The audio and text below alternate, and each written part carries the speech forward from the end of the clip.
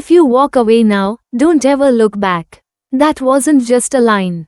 It was a test, a challenge. A heartbreak was waiting in Keen Yiran's voice as Zhu Milam stood at the edge of his world, half in, half ready to vanish. But what do you do when the person you're beginning to trust is the same one you were trained to fear? Welcome back to the Velvet Story, where silence hides secrets, and love isn't always the cure, sometimes, it's the battlefield. This is Beneath the Mask, chapters 42 to 45. Where emotions unravel, loyalty is tested, and one wrong move could tear apart everything Milam and Yiran built, or never dared to begin. Chapter 43, a name worth fighting for. Zhu Holdings, once glorious, now hollow. The building stood like a ghost of itself, half-lit, 2 departments closed, and its name barely visible through the grime on the front glass. But today, Zhu Milam returned, not as a daughter, not as a victim, but as its rightful heir. Yiran stood beside her as she stepped from the black car, heels echoing on the cold marble floor. Her black coat fluttered behind her, hair pinned into a sharp bun. Confident, resolute, a few of the remaining employees stood awkwardly, whispering. Some bowed lightly, others averted their eyes. Milam offered no greetings, only walked straight to the elevator. Once inside, her shoulders shook slightly. Not fear, memory. Yiran reached out, gently touching her hand. You don't have to hide that from me. Her eyes met his. I was 10 when my father lifted me up to see the city from the top floor window. He said one day, I'd stand here not because of my name, but because of my mind. Her voice cracked softly. I'm going to do just that. Later that day, Zhu Holdings, meeting room. Milam sat with the remaining core team. A few loyalists, a few who had no choice but to stay. I'm not here to beg for your respect, she said, eyes cold and clear. I'm here to earn it back. If you think I'll burn this company, walk out now. But if you believe it deserves its legacy back, stay, and we rebuild. Silence followed. Then an older woman, the former finance director, nodded slowly. Welcome home, Miss Zhu. At the hospital, a snake in white. Jihao sat reading by the window when a nurse entered. Not one of their usuals. She carried a clipboard and a small tray. I'm here for a special checkup, she smiled sweetly. Jihao hesitated. My sister didn't mention anything. Oh, it was urgent, ordered this morning. But as she neared with the syringe, something flickered in her expression. Too calm, too rehearsed. Before she could reach him, a stern voice rang out. Step away from him. Yiran's security chief, Lin Chao, had arrived in time. 2 men entered after him, cornering the woman. She froze, and then smiled again, tossing the syringe down. Tell Evelyn I said hello, she muttered. And with one swift motion, she drove a pen into her own thigh, collapsing in seconds. Yiran, who arrived moments later, looked at the woman's still body. Evelyn's becoming desperate, he said grimly. And reckless, Milam added, fury simmering behind her eyes. She touched my brother. She touched my family again. I won't let her breathe without feeling hunted. The next day, scandalous headlines. Milam Zhu's corporate comeback, funded by Keen Group romance? Sleeping her way back to power? Sources suggest strategic relationship with CEO Keen Yiran. The headlines were brutal. Milam sat quietly at her apartment, phone buzzing with calls she ignored. Her chest was tight. The worst part wasn't the accusation. It was how fast people believed it. Her hand hovered over her phone, wanting to call Yiran. But then, he called her. Don't read them, he said without preamble. You're stronger than that. She chuckled bitterly. That's easy for you to say. No one ever called you a whore on national news. There was a pause. Then, his voice, softer than ever. They called me worse when I was 17 and fought to keep my father out of jail. They said I was a traitor to my own blood. And still, I stood. Milam closed her eyes. Why didn't you ever tell me that? I didn't want you to fall for a man shaped by bitterness. He whispered. But maybe now, you'll understand why I fell for you. She swallowed hard. You did? Long before I admitted it. When you stood on a broken stage and defended your name. When you took care of your brother and still smiled at strangers. When you believed again, when no one else did. Tears rolled silently down her cheek. I don't deserve you. No, Yiran said softly. You deserve better, but I'll keep trying to be enough. That night Milam alone, but not lonely. She sat in her apartment's balcony garden, wrapped in a sweater Jihao had gifted her on her last birthday before the wedding. The wind brushed her cheeks gently. And for the first time in a long time, she didn't feel like a shadow of herself. She was Zhu Milam, daughter, sister, heiress, fighter, and perhaps now, someone worth loving and being loved. End of chapter 43. Chapter 44, The Weight of a Name. Zhu Holdings 1 week later. The boardroom was filled. Some faces are familiar, others not. Investors, old allies of her father, a few wolves who once turned their backs when the company fell. Zhu Milam stood alone at the head of the long polished table. She wore a crisp white suit, her hair tied back, no makeup except a trace of red on her lips, the color of courage. On the table before her, documents, reports, projections, and, most importantly, a petition signed by the remaining minority shareholders. She was requesting a vote to appoint her as acting chairperson of Zhu Holdings, with full executive powers to begin restructuring. One man scoffed. You want us to believe you can rebuild this company after the scandal, the accident, the fraud? Another woman leaned forward. What guarantee do we have you won't run it into the ground like your parents? Milam didn't flinch. My parents didn't run it into the ground. They were betrayed by people who sat in rooms just like this one, pretending to support them. Her voice never cracked. If you want someone with perfect history, find a ghost. I'm the only one standing here who remembers what this company stood for, and who has the will to fight for it. She slid forward the new 5-year plan she'd worked on for weeks. Financial models, partnership proposals, and one final trump card. A signed commitment of strategic collaboration from Qin Yiran's tech subsidiary, promising a mutually beneficial AI-based logistics platform if she regained leadership. Gasps. Eyes widened. A few advisors started flipping through the proposal feverishly. She looked each of them in the eye. Vote, or walk away. Result, 10 in favor. 3 against. 1 abstain. Zhu Milam was appointed acting chairperson of Zhu Holdings. And though she didn't smile in the room, when she stepped into the hallway outside, she leaned against the wall and wept.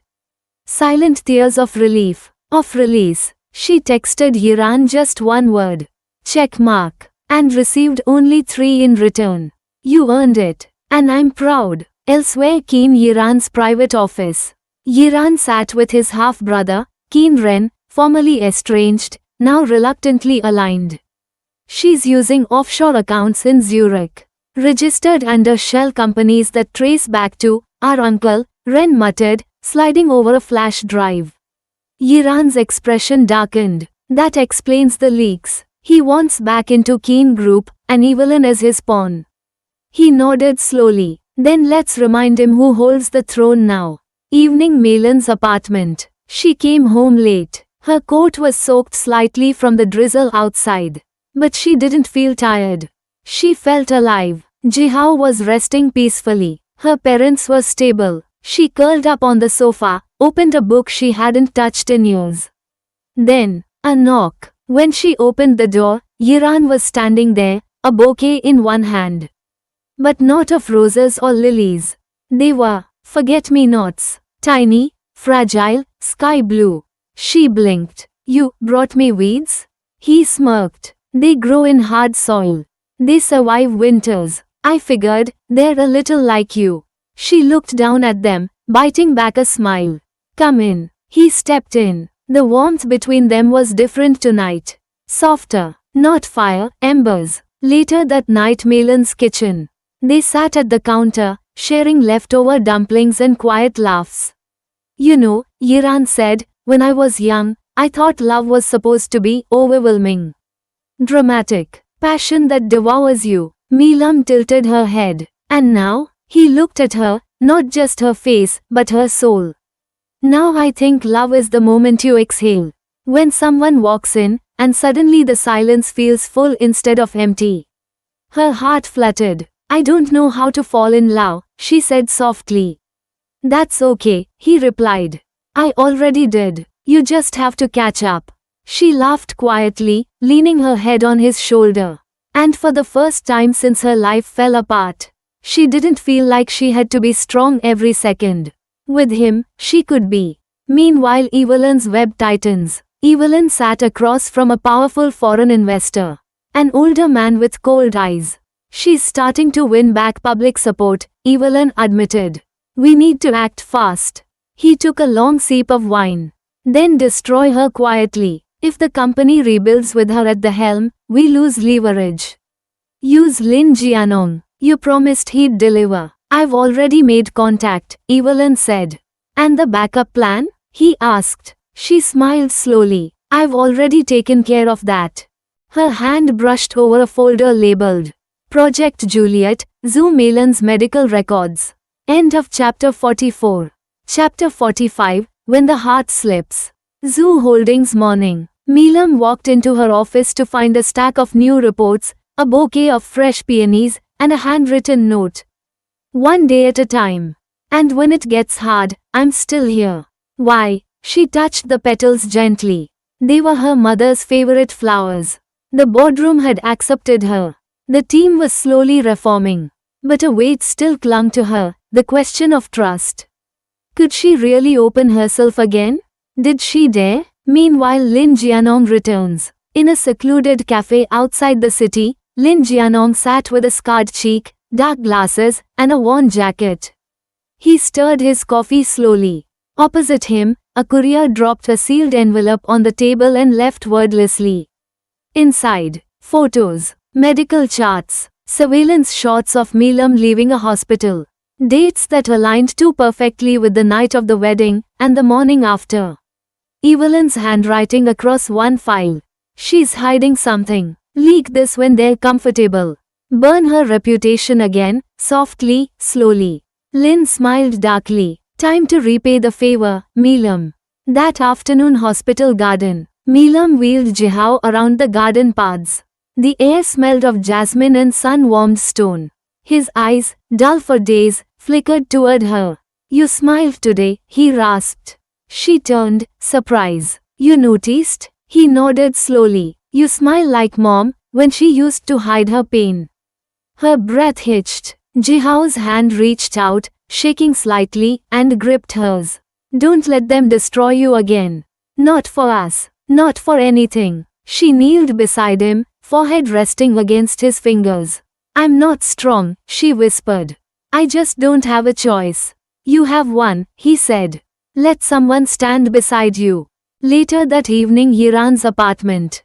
Melam stood in Yiran's living room, sipping tea, staring at the city lights through the wall of glass. Behind her, Yiran watched silently. The distance between them was filled with unspoken tension, emotional, not physical.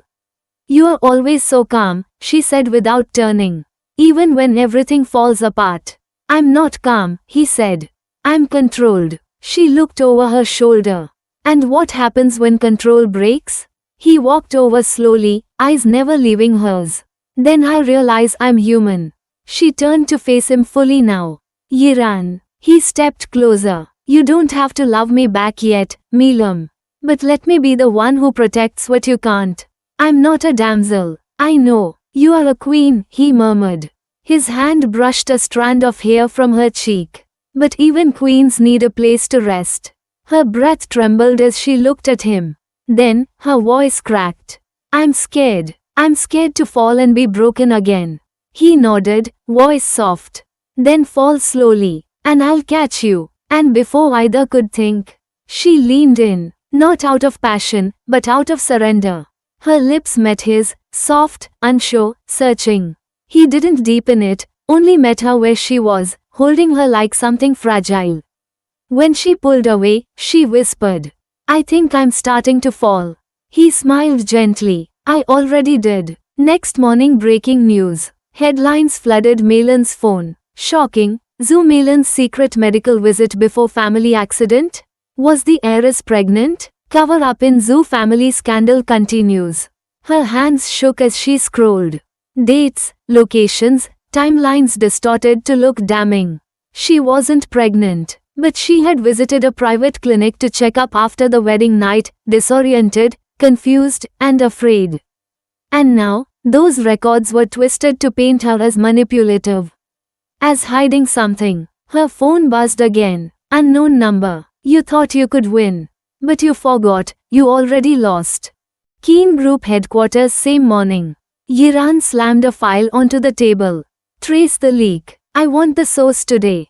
His team scrambled. But one assistant, quiet and seemingly insignificant, typed something under his desk. A single word sent to a private server. Activated. Meelam alone again. That night, Meelam sat on her bedroom floor. The bouquet from Yiran was still in the vase. She stared at the news. At people dissecting her body, her morality, her choices. For a moment, she almost shut down again. But her phone lit up with a message. Yiran, whatever happens, Meelam, they don't define you. I do. And I see you, whole, scarred, and still worth everything. She clutched the phone to her chest and whispered to the dark. Don't let me break this time. End of chapter 45. Chapter 46, Unshaken. Morning, media frenzy outside Zhu Holdings. Miss Zhu, is it true you were pregnant before the wedding? Did your accident have anything to do with hiding a child? Why haven't you responded to the hospital records? Cameras flashed like lightning strikes. Meelam, flanked by her legal advisor and 2 company guards, stood tall before the mob of reporters. Her silence wasn't fear, it was strategy. One breath, another. Then, she stepped forward. To those shouting outside and those watching inside. I will not defend myself against manipulated documents. But I will say this, no woman should be humiliated for seeking help after being violated. What happened to me after my wedding was not my doing. And if there is justice, the truth will surface. I will not hide. I will not bend. Zhu Meelam does not belong to your gossip. The air was still, not from fear, but from shock. She turned and walked into the building. Head high, heart trembling. Keen Group Yiran's private security room. Play it again. The tech replayed the footage. A blurred angle of a courier delivering a folder to Lin Jianong. Another clip, the assistant in Yiran's team slipping something into a public Dropbox folder 2 nights ago. Yiran's eyes narrowed. Send the team. Discreet. I want him out and buried before he even realizes he's been burned. Yes, sir. He stared at the paused screen. Evelyn's influence had touched too much. She had used Meelam, destroyed her family, turned Jianong loose like a rabid dog. Now she was trying to break her again, just as she was rising. Not on his watch. Meelam's apartment, afternoon. Meelam sat at her desk, her eyes scanning legal documents, damage control statements, and online comments. The latter burned. Typical spoiled heiress. Playing victim now? She probably staged everything for pity. She turned her phone face down, shutting her eyes. The world had already taken so much from her.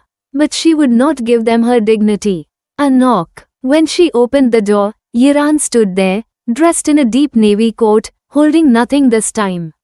No flowers, no papers, just presence. She didn't say anything, just stepped aside. He walked in. Silence stretched, until he finally spoke. I saw your speech this morning. She met his eyes, but hers were glassy. Do you believe me? Always. And then he did something she hadn't expected. He knelt in front of her. Not in romance. In respect. You fought today. Bravely. Publicly. Let me fight the rest from the shadows. Tears slipped from her lashes, hot and silent. You don't have to fix me. I don't want to fix you. He said. I want to stand behind you, beside you, with you. Later that night, rain tapping glass. They sat close on the couch. No distance, but no rush either. It wasn't passion that bound them, it was a deep and blooming tenderness. I never trusted anyone before you, she admitted. I never respected anyone before you, he replied. Her head leaned onto his shoulder. Her voice, barely a whisper. It's strange how even after everything, I feel safe with you. He took her hand, fingers brushing gently against hers. No promises, just quiet understanding. Outside, the city moved. Inside, they simply were. Elsewhere, Evelyn's penthouse. Evelyn stared at the news on screen. Milan's speech had shifted public tone. Sympathy was now cutting through the scandal. Worse, Keen Iran had issued a vague but chilling company-wide statement. Keen Group will not tolerate internal betrayal. We clean our house in silence and strength. Her fingers tightened around her glass of wine. She's climbing too fast. Beside her, the mysterious investor from Zurich leaned forward. You still have the original footage from the night of the wedding? I do. Then leak the first minute. Just enough to sow doubt. Let the wolves do the rest. She smiled coldly. Let her feel the fire before she thinks she's safe. The storm that waits. A new video was quietly leaked to several gossip sites. Low resolution, dimly lit. A glimpse of Milam, seemingly disoriented, being led into a room. A man's silhouette visible, but face hidden. A blurry timestamp from the night of her wedding. No context, no confirmation, but enough to ignite the fire. End of chapter 46. She saw the photo, and suddenly, everything changed. The lies, the faces, the timelines. They didn't align anymore. But the worst part? Keen Iran had no idea what she just learned. And Zhu Milam had already made a decision. One she might not come back from. This has been Beneath the Mask chapters 42 to 45 on the Velvet Story. If your heart's racing and your trust feels shaken, just wait until you hear what happens next. Because in chapter 46, the mask finally cracks. Subscribe, share, and don't miss the next storm. The truth is coming, and it's nothing like they expected.